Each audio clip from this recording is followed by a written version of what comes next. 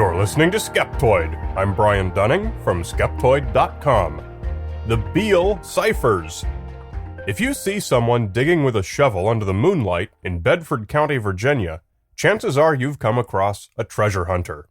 For more than a century, hopeful treasure seekers have combed these green hills, searching in vain for a fantastic treasure said to have been buried here, as described in a mysterious coded document. The story goes that a man named Thomas Beale discovered a fabulous wealth of gold and silver in 1818 in what is now Colorado, and along with his company of 30 partners, brought it back to the east and buried it in Virginia. Beale wrote 3 encoded letters, one giving the exact location of the treasure, a second giving its detailed description, and a third giving the names and contact information of the 30 partners. Only one of the letters, the second describing more than 4 tons of gold, silver, and jewels, was ever deciphered. It has tempted the greedy and adventurous ever since. The world first learned of the Beale ciphers in 1885 with the limited publication of a pamphlet in Lynchburg, Virginia, entitled The Beale Papers, containing authenticated statements regarding the treasure buried in 1819 and 1821 near Buford's in Bedford County, Virginia, and which has never been recovered. It was written by James B. Ward. A 1981 article in the Smithsonian describes him as a gentleman of independent means. In the Beale Papers, Ward provided the 3 ciphers and told the story of how he came into possession of them. But after many years of toil and neglect of family and responsibility, he was compelled, however unwillingly, to relinquish to others the elucidation of the Beale Papers, not doubting that of the many who will give the subject attention, someone, through fortune or accident, will speedily solve their mystery and secure the prize which has eluded him. In Ward's account, the man Thomas Jefferson Beale had been a regular customer at the Washington Hotel in Lynchburg, kept by a man named Robert Morris. Morris died in 1865, 20 years before Ward revealed all his secrets in his pamphlet.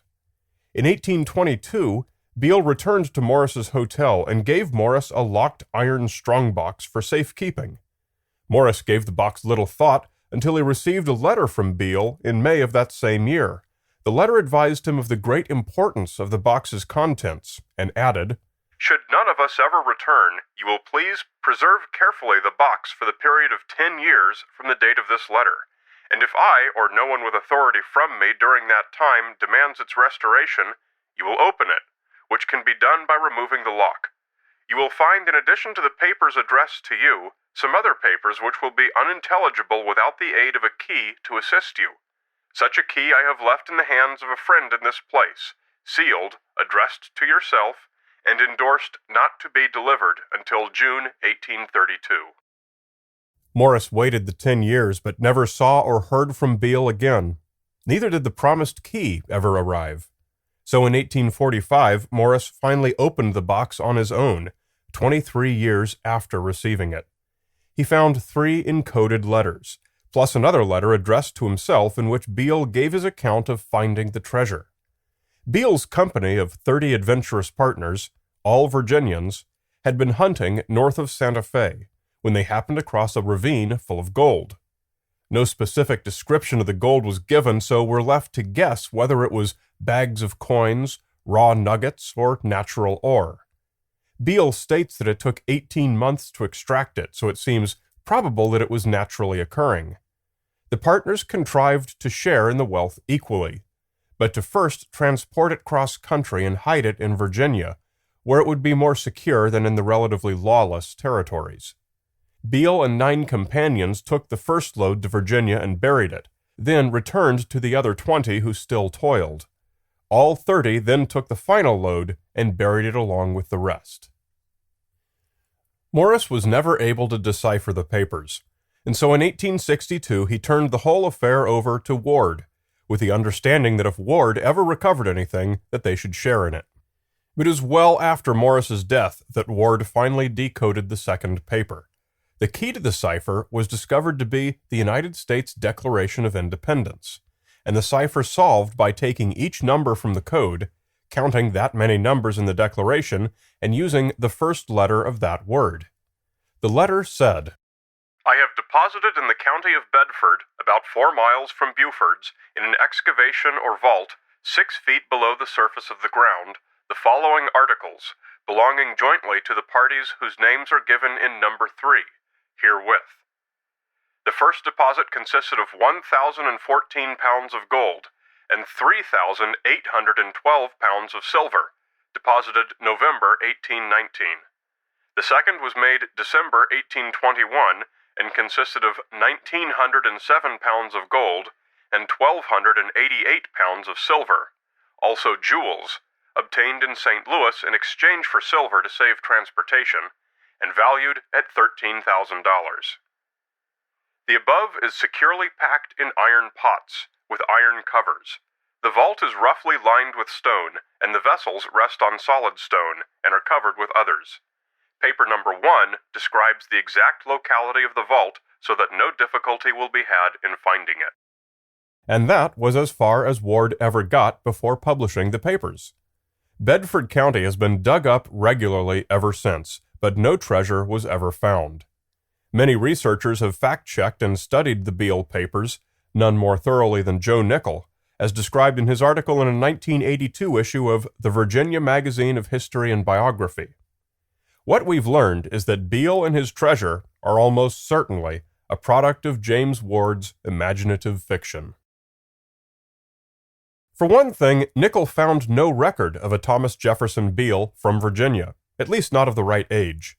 For another, there were impossibilities in the dates in the Beale papers, such as Beale's having first been a customer of Morris's at the hotel in 1820, and written a letter to him at the hotel dated 1822, when Morris did not become the hotel's proprietor until 1823, and Beale's use of the words stampede and improvise, neither of which existed in the English language until much later.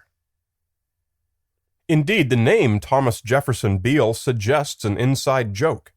Thomas Jefferson was, of course, the author of the Declaration of Independence, the very document Ward claimed to have stumbled upon, quote, by accident, in his words, as the key to the cipher. The name Beale suggests Edward Fitzgerald Beale, who became famous when he crossed what was then Mexican territory in disguise to transport the first samples of California gold from the west to the east, 37 years before Ward's book. How likely is it that neither Beale nor any of his 30 companions would have wanted to spend and enjoy their fabulous wealth, but were instead content to leave it buried for the rest of all their lives? Ward wrote that he suspected they'd been killed by Indians, ridiculously proposing that all 30 would have walked away from their fortune to go camp out in the territories. Compare the Beale report to what happened when gold was actually discovered in California 30 years later in 1848. Word spread like mad, compelling hundreds of thousands of men to storm west in one of the most important events in American history, the California Gold Rush. Yet Beale and his men told no one, made 2 cross-country trips trucking 4 tons of gold and silver across the nation with nobody noticing, and even traded large amounts of silver for jewels in St. Louis without piquing any interest or inquiry. It strains credibility. Mineralogy also casts doubt on the story. Gold and silver ore do not look anything like gold and silver, and would not be recognizable to any but experienced prospectors. Once mined, the ore requires lengthy and substantial processing to reduce it to just the precious metals. Beale's account had the men simply recognizing gold and picking it up for 18 months. This means that it would have had to be a placer mine, where small nuggets appear naturally in the sediment. This strike would have made it the single richest placer district in Colorado's mining history, meaning these 30 men outmined all those tens of thousands who followed in Colorado's later gold and silver rushes. Further, gold and silver placer, pure enough to look distinct from one another, are never found in the same place. If it is, the metals would most likely be alloyed, and not recognizable separately as gold and silver. The length of the third cipher, 618 characters, tells us that Beale's statement that it contains the names, addresses, next of kin, and their contact information for 30 men is unlikely. That's a lot of information to squeeze into 20 characters for each man. From a practical standpoint, it's impossible. So at the very least, either Ward or Beale was lying or hopelessly incompetent at cryptography. The former is probably true. Cryptographers studying the case have been unanimous that for Ward to have found such an obscure solution to the second cipher is not plausible. Combined with several errors in the coding and decoding that Ward did not appear to catch, the only reasonable explanation is that the person who solved the cipher also created it at the same time. Beyond any reasonable doubt, James Ward was the creator of the ciphers, not Morris, and not the apocryphal Beale. Nickel and later researchers, notably Louis Crew in the journal Cryptologia, also found compelling stylometric evidence that the authors of Ward's pamphlets and Thomas Beale's letters were one and the same person, especially when compared against three contemporary control authors. We can only conclude that Ward wrote both the letters and the ciphers he attributed to Beale, and included Robert Morris only to anchor his story to a grain of truth, because Morris had been dead for 20 years and was unlikely to dispute the account. After its publication, Ward tried to downplay the tale, claiming that all remaining copies of the pamphlet had been destroyed in a print shop fire, despite researchers finding no newspaper records of any such fire. Only the first few pamphlets ever got out, and once they did, it appears that Ward realized he'd created a monster with a greater effect than he'd anticipated. Ward had been friends with the Buford and Morris families, and it's perhaps most probable that the unexpected attention changed his mind about promoting his fictional story at the expense of his friends. It's most conspicuous that he never reprinted the pamphlet, despite great demand, great potential for sales, and availability of 5 other print shops in Lynchburg. It's hardly surprising that none of the Bedford County treasure hunters have yet turned up any evidence of Beale's fabulous hoard. It may never have been more than a small joke that took an unwanted direction, but it's become a firm fixture in the annals of American legend.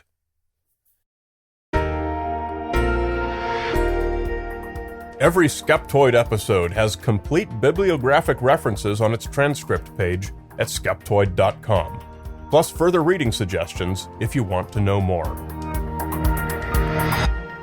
You're listening to Skeptoid. I'm Brian Dunning from Skeptoid.com.